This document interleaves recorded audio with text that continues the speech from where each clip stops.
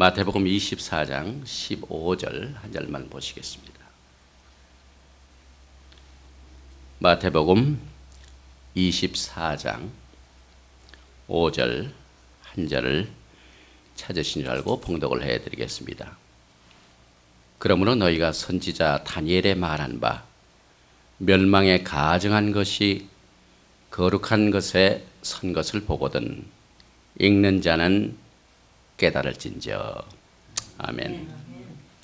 저는 여러분과 함께 마태복음 24장 15절 말씀을 본문으로 해서 제3성전 어디까지 왔나 세 번째 말씀입니다. 오늘 이 메시지는 22장 이상의 화보가 나갑니다. 그래서 비디오를 찍으시는 집사님은 앉을 시간이 없으실 거예요. 여러분들이 이제 이 사진을 보면서 제3성전 준비가 언제까지 또 어디까지 왔는지 이것을 오늘 살펴보게 됩니다. 예수님께서 감난산에서 제자들에게 주신 이 종말론 설교는 주님을 기다리는 성도들에게는 아주 클래식한 아주 고전적인 예언의 말씀입니다. 멸망에 가증한 것, 이것은 적그리스도를 말합니다. 또 거룩한 곳, 이것은 제3성전을 말합니다. 아직은 없습니다. 지금 이스라엘에는 성전은 없습니다. 그러나 앞으로 세워집니다. 그런데 예수님께서 오늘 이 본문 말씀인 마태복음 24장 15절에서 거룩한 곳에 선 것을 보거든 이렇게 말씀을 주신 것은 순전히 유대인들과 또 예루살렘을 향하여 주신 말씀인 것입니다. 만약 이 말씀을 우리가 교회에 적용을 한다면은 지금 교회가 환난 기간 중에 있다는 오류를 범하게 됩니다. 아까도 말씀을 드렸지만 이 말씀은 철저하게 예루살렘과 유대인들에게 주신 말씀인 것입니다. 교회는 이미 환난이 시작되기 전에 거룩한 성전이 세워지기 전에 공중으로 들림받아 올라가 있어야만 합니다. 지금 예수님께서 주신 이 말씀에 교회가 남아있으면 큰일 납니다. 물론 그때는 교회는 남지 않습니다. 성도는 남습니다. 그래서 오늘 제가 여러분과 같이 나누게 되는 이 제3성전 재건에 관한 메시지도 또 이 성전 준비를 하는 모든 내용도 전부 유대인들이 하는 겁니다. 저는 지금까지 이 메시지를 증거하면서 교회가 제3성전 재건을 준비한다는 소식을 들어본 적이 없습니다. 만약 그런 교회가 있다면 그 교회는 앞으로 적그리스도하고 짝이 맞아가지고 환난 때 남게 되는 거짓 선지자에 속한 가짜 교회가 될 것입니다. 그래서 이스라엘에 있는 예루살렘에는 성경이 예언한 바와 같이 앞으로 반드시 제3성전이 서게 됩니다. 이 성전 재건은 이스라엘의 그 숱한 비운과 파란만장한 역사적인 고통 속에서도 국가적으로나 영적으로나 아직도 이스라엘은 하나님이 버리시지 아니하시고 기적 가운데서 건재하고 있다는 이 사실을 성취시키는 가장 큰 원동력이 됩니다. 유대인들의 신앙 중심은 이 성전에 있습니다. 지금 오르소독스 주, 이 유대인들은 성전 재건을 하는 날만 기다리고 있습니다. 이 동시에 예루살렘의 제3성전이 재건된다는 것은 다니엘서의 9장 27절의 예언이 있죠. 오늘 이 본문 말씀 예수님께서 다니엘 선지자의 예언을 인용하셔서 주신 마태복음 24장 15절의 예언과 같이 마지막 때와 관련이 되어 있는 내용인 것입니다. 그래서 성전 재건하면은 야, 주님의 오심의 때가 심히 가까웠다는 사실을 우리가 알게 됩니다. 저는 그동안 2번에 걸쳐서 제3성전 어디까지 왔나 하는 메시지를 증거한 바 있습니다. 그런데 오늘 증거되는 이 세 번째 메시지는 그동안 우리가 준비했던 이 랩탑과 파워포인트와 또 최근에 우리가 준비한 이 프로젝트를 통해서 이 본교회 성도님들은 실제 이 예배의 메시지를 들으면서 준비되고 있는 화보가 사진이 직접 나옵니다. 또 이 메시지를 마치고 난 뒤에는 우리 전명자 선교사가 인터넷에 올립니다. 그래서 인터넷을 통해서 생생한 화보가 나오게 되는 것입니다. 그래서 우리는 이와 같은 성전 재건 준비가 말로만 되는 것이 아니라 실제 있다는 사실을 찍은 사진을 통하여 같이 나누어 보면서 하나님께서 계획하신 앞으로 세워질 미래의 성전들을 우리가 전체적으로 과연 이 성전은 앞으로 몇 개가 남아있나 하는 사실을 살펴보면서 우리가 주님의 때가 얼마나 가까웠나 하는 사실을 살펴보게 됩니다. 제일 첫째로 지금까지 진행되고 있는 제3성전 재건 준비를 한번 보십시다. 예수님께서 마태복음 24장 감난산 설교에서 마지막 때 이스라엘을 뜻하는 이 무화과 나무의 비유를 배우라 하시면서 우리에게 그의 재림을 준비시켰습니다.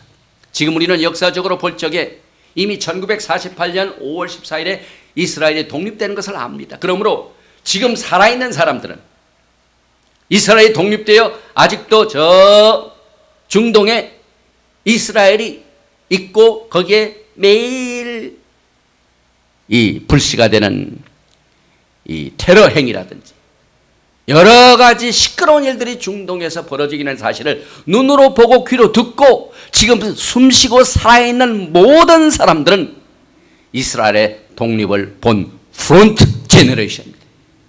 다시 말하면 예수 그리스도의 재림을 맞이할 세대인 것입니다. 그러나 앞으로 예루살렘에 세워질 제3성전 재건은 정치적인 회복뿐만 아니라 하나님께서 그들에게 영적으로 회복시키는 일을 이 3성전 재건을 통하여 하시는 것입니다. 그래서 정치적인 것은 1948년에 재건되었습니다. 그러나 영적으로는 아직 재건이 안 됐습니다. 그래서 이렇게 제3성전의 재건이 큰 뜻을 가지고 있습니다. 즉 이스라엘의 7년 환란 기간 중에 처음에는 적그리스도가 달콤하게 그들에게 언약을 해가지고 성전도 재건할 수 있도록 모든 것을 다 허락합니다. 그래서 그들을 따라합니다. 그런데 중간에 적그리스도가 배반을 합니다. 그래서 이렇게 소경된 이스라엘이 메시아 대신 예수 그리스도를 맞이할 준비를 위하여 그 소경된 상태에서 벗어나서 실제 성전 재건도 해봤고 모든 것을 다 해보게 합니다. 그러나 그것이 진짜가 아닌 것을 깨닫게 하심으로 말미암아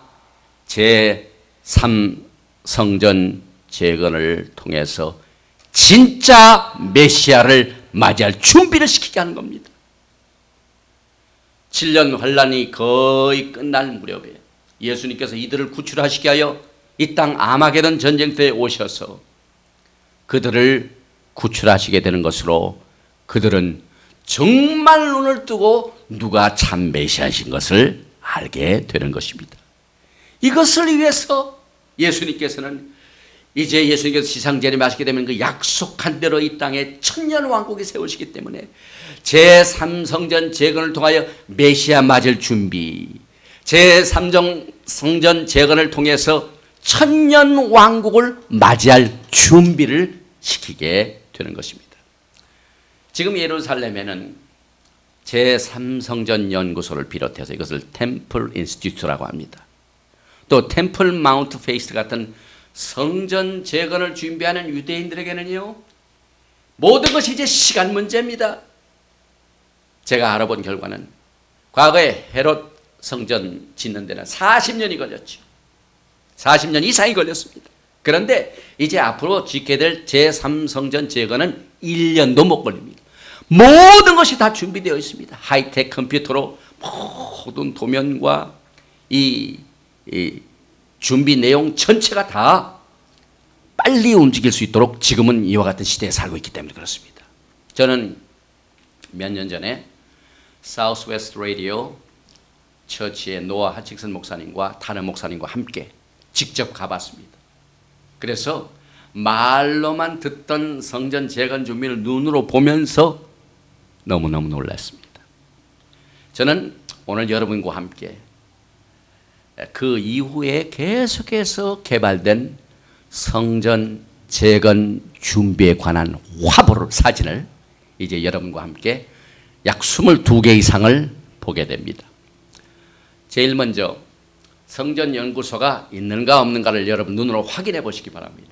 예루살렘에 가보면은 구 예루살렘에 The Temple Institute라는 성전 재건 연구소가 있습니다. 그런데 그 간판을 가보니까 The Temple Institute, 성전 연구소라는 말을 쓰지 않고 The Treasure of the Temple, 다시 말하면 성전 안에 보물들이라 이렇게 써놨습니다. 저 텍사스에 있는 랜달 프라이스 목사님은 아주 여기 미쳐버리셨어요. 1년 내내 예루살렘에 가셔서 그 제3성전 연구를 하고 과거의 옛날 성전터에 옛 성전터에서 모든 옛날 기물들을 발굴하는 일을 위하여 천여 많은 목사님이 계십니다.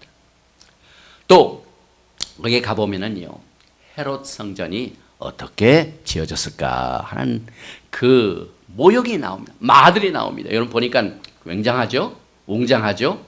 높은 곳, 이것은 이제 성소와 지성소가 있는 곳입니다. 이 앞에 있는 이곳은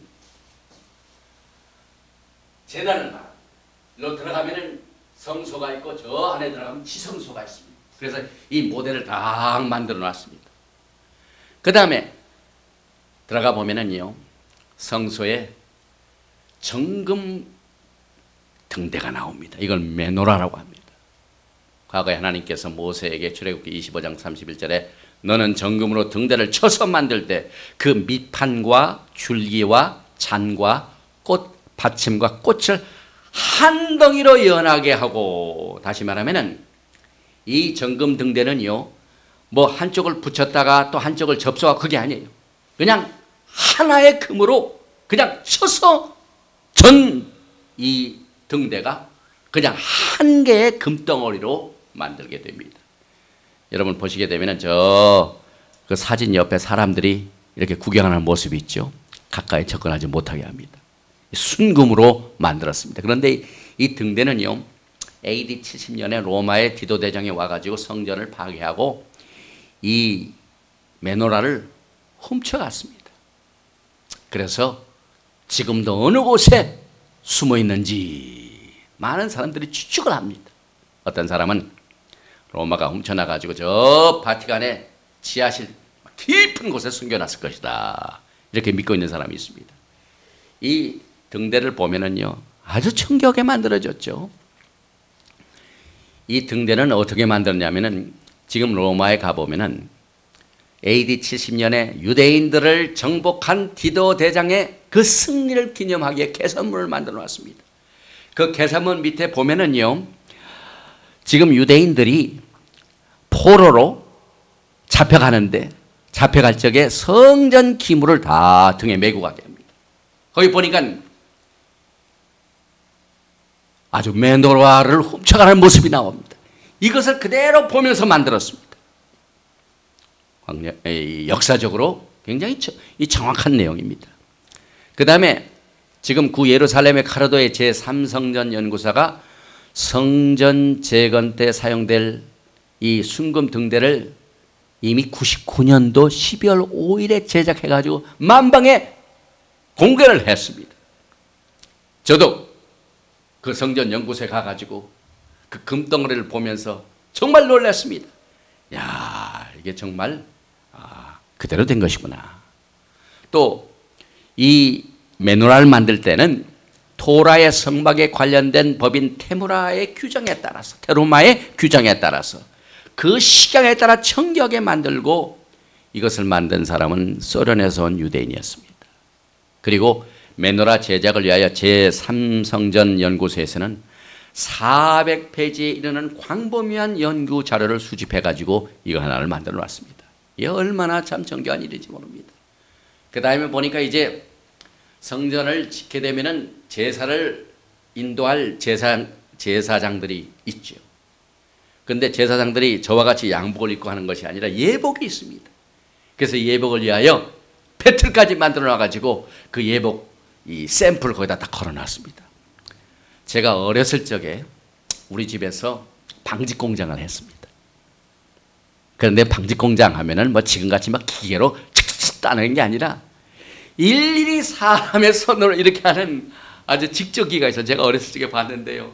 그걸 만드는 그 자매님 하나가 얼마나 땀을 많이 흐르는지 몰라요. 한 손을 그냥 위에서 아래로 이제 북을 치고 있고요. 왼손을 이렇게 그냥 그걸 짜느라고. 똑같이 옛날 구닥다리 이 배틀이 제3성전 연구소에 가보니까 있더라고요. 이 제사장이 입는 예복은요, 기계로 만들지가 않아요. 옛날 그대로 손으로 일일이 실 하나하나, 여기는 기록돼 안 됐지만 하나님께서 출애굽기에 만들어놓은 그 실 색깔이며 모든 내용을 그대로 해가지고 제사장이 입는 예복을 만들게 됩니다. 그리고 에봇 겉옷을 전부 청색으로 하되, 그러니까 대제사장이 입는 청색 에봇 받침 보니까 아주 파란 옷을 입은 모델이 딱 있죠. 이 대제사장이 이렇게 옷을 입고 제사를 드렸다는 사실을 우리가 알게 됩니다. 이제 앞으로 제3성전이 생기게 되면은 누가 대제사장이 될지는 알 수 없으나 이렇게 옷을 입힐 준비를 다 했습니다. 자세히 보니까 출애굽기 28장 4절에 판결 흉배가 나오죠. 그래서 그들의 지을 옷은 이러하니 곧 흉패와 에봇과 겉옷과 반포 속옷과 관갓 띠라 해가지고 여기에 12보석을 딱 달아가지고 대제사장이 입는 모든 대제사장 직분을 위한 옷이 마련되어 있습니다. 그리고 그 에봇 겉옷 파란색 옷 맨 밑에 보면은 가장자리에 하나님께서 청색, 자색, 홍색 실로 석류를 수놓고 금방울을 달라고 했습니다. 그래서 72개의 금방울이 대제사장이 입는 에봇 겉옷 그 파란색 옷 맨 밑에 치마의 가장자리 같은 곳에 보면은요, 이렇게 홍색 실로, 청색 실로, 자색 실로 만든 석류를 수놓아가지고 금방울을 당했는데, 이게 지금 금방울을 확대해가지고 찍은 사진입니다. 달랑달랑 대제사장이 사역을 할 적에요, 달랑달랑 소리가 납니다. 그 다음에 다음 달 9월 15일 저녁 6시부터 새해가 시작됩니다. 5,700몇 년 유대인들에게는 로샤샤나 나팔절. 이 나팔절 때 유대인들은 이제 성전에서 나팔을 붑니다. 금과 은으로 도금한 수양의 뿔로 나팔을 만들어 가지고 로샤샤나 나팔절에 금으로 도금한 수양의 뿔로 나팔을 불고, 또 금식 날에는 은으로 도금한 나팔을 불어서 사용을 했는데, 지금 제3성전 연구소에서는 이것을 다 준비해 놨습니다. 이게 실제 금과 은으로 도금한 나팔절에 사용하게 될 나팔입니다. 이제 제가 다음 주일쯤 메시지가 나갈 적에는요, 나팔절에 이 수양의 뿔을 통한 나팔을 어떻게 부는가 소리를 제가 인터넷에다가 올리려고 그래요. 지금 이것이 가능합니다. 딱 클릭만 하면은 뿌뿌뿌뿌 나팔 소리가 그냥 다 들릴 수 있도록, 지금은 소리가 안 나지만은 제가 하나님께서 기회를 주시면은 인터넷에 올리려고 합니다. 여기에 사용되는 그 나팔이 이렇게 생겼습니다. 그리고 제사 시에 또 절기에 안식일을 알리는 나팔을 볼 때는 은나팔을 봅니다. 그래서 보시다시피 지금 제3성전연구소에서는 은나팔을 만들어 가지고 보관을 하고 있습니다. 이 은나팔도 그냥 막연히 만든 것이 아니라 AD 70년에 디도 대장이 은나팔을 훔쳐갈 적에 그 그림을 디도 대장 개선문에 새겨진 그 그림을 보니까 이 나팔을 들고 가는 모습을 그대로 보고 만든 겁니다. 또 한 가지는 참 신기한 게 있어요. 이 붉은 암성어입니다. 우리 본교회 성도님들 이미 제가 몇 번 설교를 했기 때문에 다 아시지요. 몇 년 전부터 이스라엘은 과거에 없었던 이 붉은 암송아지가 태어납니다. 그래서 이 멜로디라는 이름을 가진 붉은 암송아지를 지금 사진 찍어가지고 여기에 지금 공개하고 있습니다. 그럼 이 붉은 암송아지는 무엇 때문에 필요한가? 이 붉은 암송아지의 죄로 정결케 해야만 제3성전을 지을 수가 있습니다. 이 붉은 암송아지가 나타나지 아니하면 제3성전을 지을 수가 없습니다. 유대인의 전통에 따르면 우리 세대에 태어난 이 붉은 암송아지는 메시아 시대의 도래를 알리는 것으로 이들은 믿습니다. 그래서 유대인들은 지금 흥분하고 있어요. 붉은 암송아지가 이렇게 태어난 것은 야 이제 메시아 시대가 돌아왔구나 하는 것을 알리는 것으로 이들은 이해하게 되는 것입니다. 또 22현금 성전 제사 때 막 찬양을 드릴 적에 악기입니다. 지금 피아노와 또 이런 반주를 하는 모든 기가 우리하고는 달리 이 시편금 22현금을 사용했어요. 여기에 이제 레위인들이 과거에 찬양을 할 적에 22현금을 제작해가지고 사용했는데 히브리 말의 알파벳이 22개입니다. 그래서 그 스트링을 22개로 만들었습니다. 이 악기를 제작한 사람은 여러분이 보시다시피 이 사진에 이 부부입니다.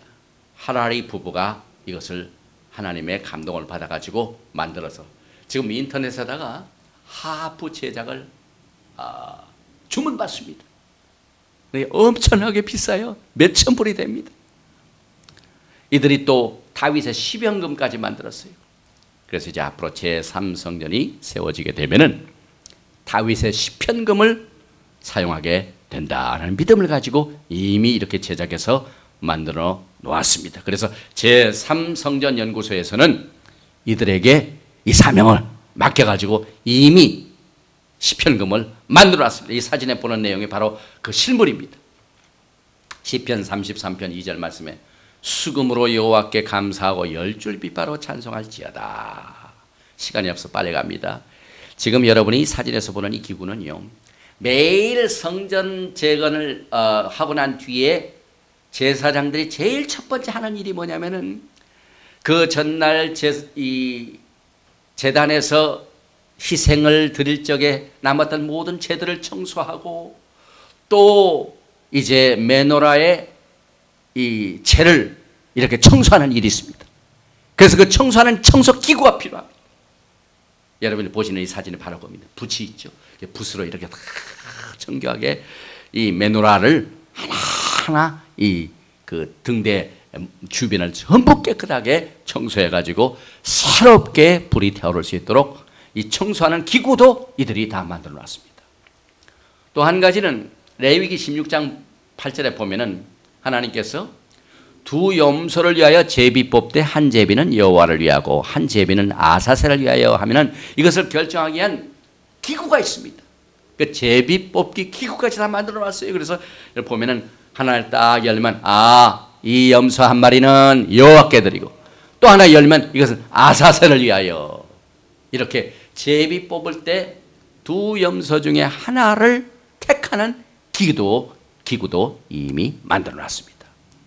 지금 이 모습은 제3성전 연구소에 딱 들어가 보면은 금향단을 진열장에다 다 보관을 하고 있습니다.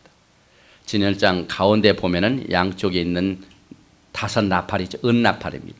오른쪽에는 메노라를 이 등대를 청소하는 기구가 있고 왼쪽에는 그 다음 필요한 성물들이 지금 보관되어 있습니다.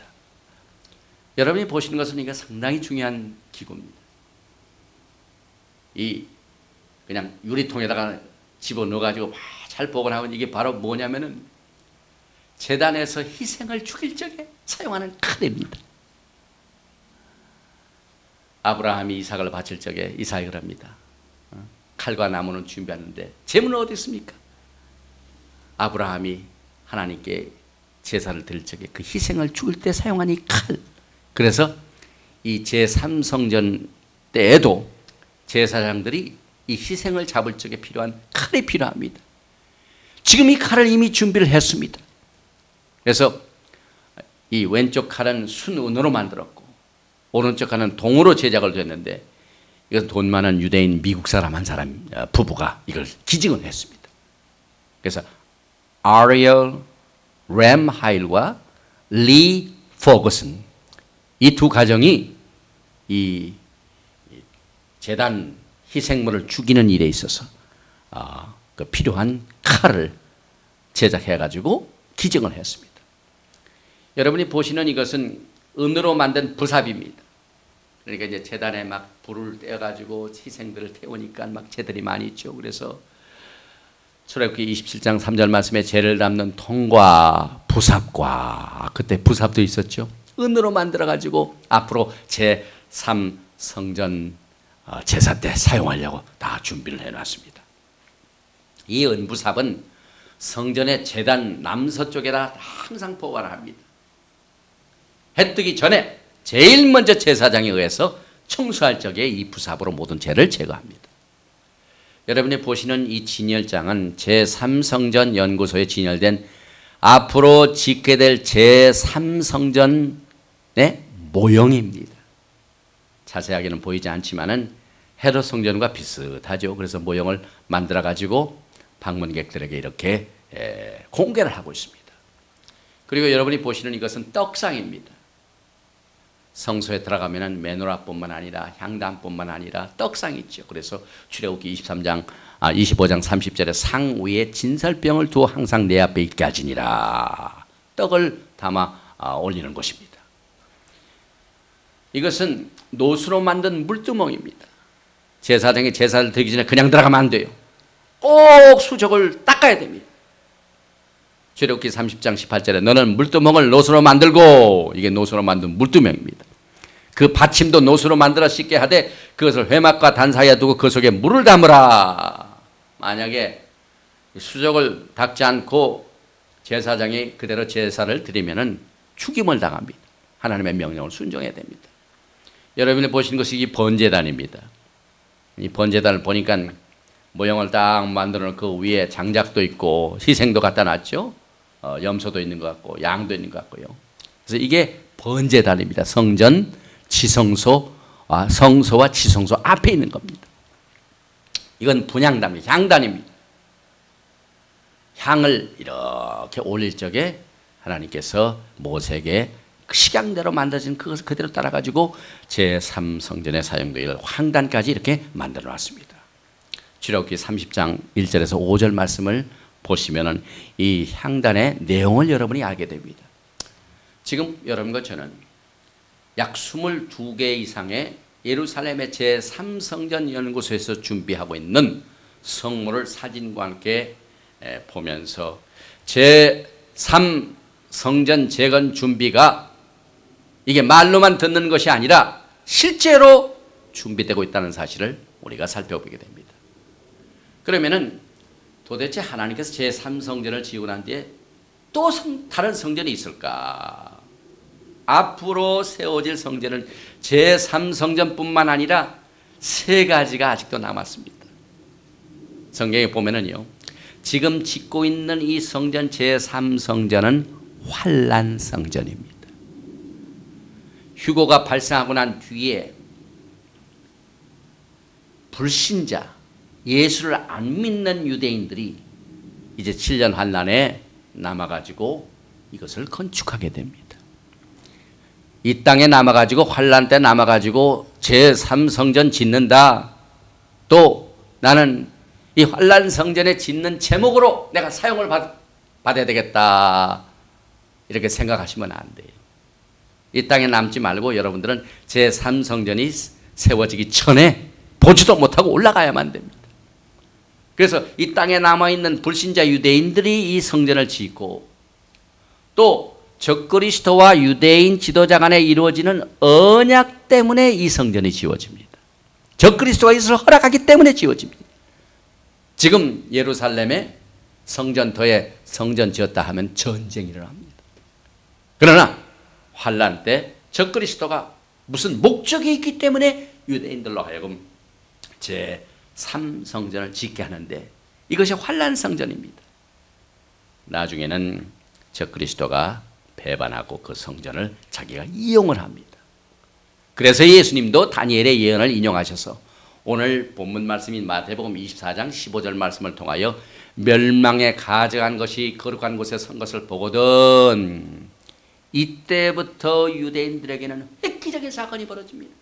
그동안 적그리스도와 같이 성전도 재건해가지고 잘 평화롭게 지낸 것 같은데 갑자기 거룩한 곳 제3성전 지성소에 적그리스도가 나타나서 내가 하나님이다! 멸망에 가져간 것이 거룩한 곳에 서게 되는 것 사실을 유대인들이 깨닫게 됩니다.